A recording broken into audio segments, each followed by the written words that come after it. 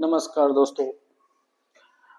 हमने आपको बताया था कि हम कुछ दिनों में 10th क्लास का कंप्लीट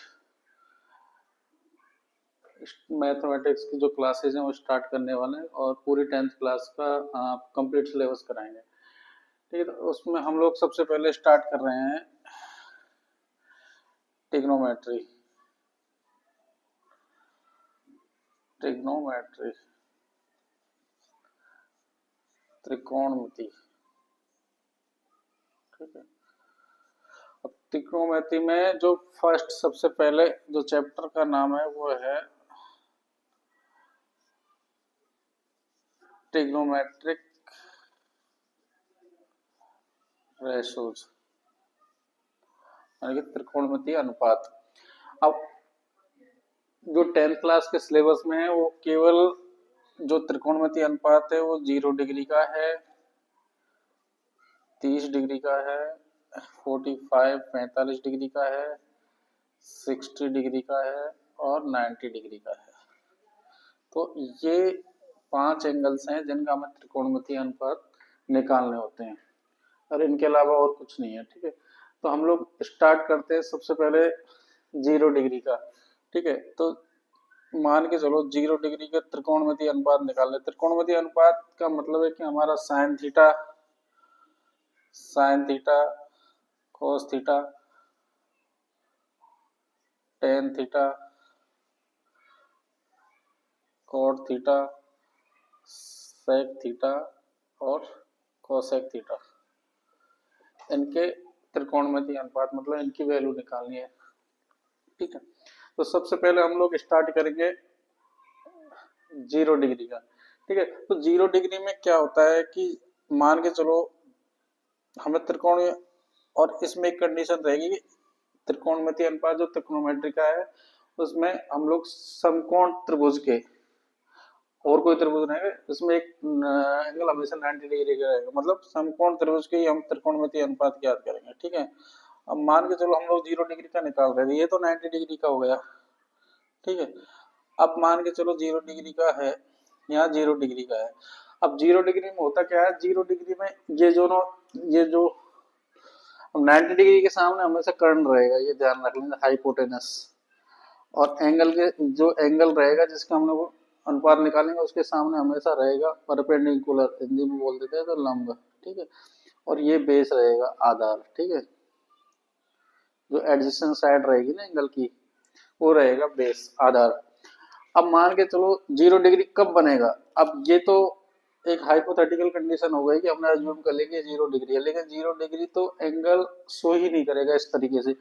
0 डिग्री में ये क्या होता है, ये दोनों एक दूसरे पर ओवरलैप कर जाएंगे, मतलब ये वाली लाइन और ये वाली लाइन एक दूसरे पर ओवरलैप कर जाएंगे, मतलब ये जो लंब की वैल्यू है वो 0 हो जाएगी। ठीक है, तो साइन लंब की वैल्यू 0 हो जाएगी तो हमें सिर्फ ये वैल्यू रहेगी। अब इनको हम मान से अज्यूम कर लेते हैं, ये ए मान लिया, ये बी मान लिया और ये सी मान लिया। ठीक है, तो इसमें हम लोग लंब की वैल्यू 0 हो जाएगी। ठीक है, तो हम इनके वैल्यूज निकालते हैं। ठीक है, साइन थीटा, तो साइन थीटा होता क्या है, अब अपन को ये याद रखने पड़ेंगे, साइन थीटा, कॉस थीटा और टेन थीटा। तो साइन थीटा होता क्या है, साइन थीटा होता है हमेशा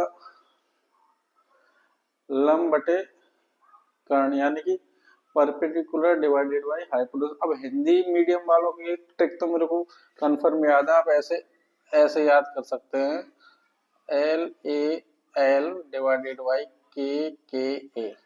ये हमारी पुरानी ट्रिक है जो अभी भी दिमाग में है। ठीक है, और इंग्लिश वाले अपने ये जो सिंबल्स हैं हाइपोटेनस और परपेंडिकुलर और बेस के हिसाब से अपनी कोई भी ट्रिक बना लेना। ठीक है, तो हिंदी मीडियम वालों के लिए ये ठीक है, लाल बटे कक्का, मतलब साइन थीटा होगा वो लंब बटे कर्ण। तो लंब क्या है, लंब की वैल्यू तो इसमें 0 है और कर्ण की वैल्यू क्या हो जाएगी,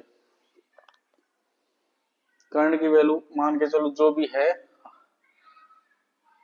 ठीक है, इसमें कोई भी साइड हम अज्यूम करें जो भी है, मतलब ये दोनों बराबर रहेंगी। ठीक है, तो ये साइड है सी बी की, इसकी कुछ वैल्यू है, मान के चलो हम इसको 1 मान लेते हैं, इसको भी 1 मान लेते हैं।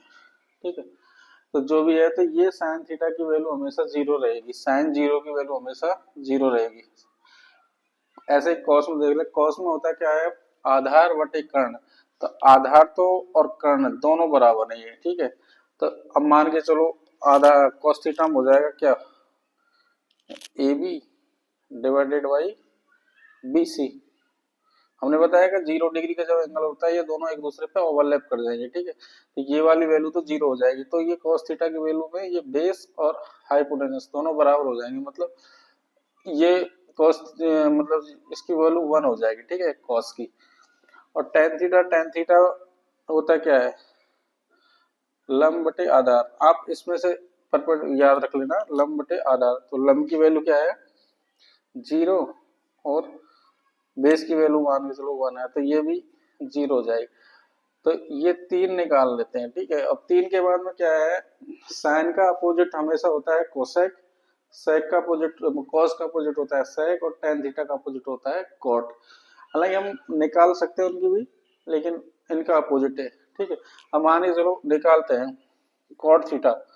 कॉट थीटा की वैल्यू अनडिफाइंड आएगी, ठीक है। क्यों आएगी अनडिफाइंड, ये उल्टा करेंगे 1 डिवाइडेड बाई 0, अपन बोलते हैं इन्फिनिटी, वो अनडिफाइंड वैल्यू हो जाएगी, ठीक है।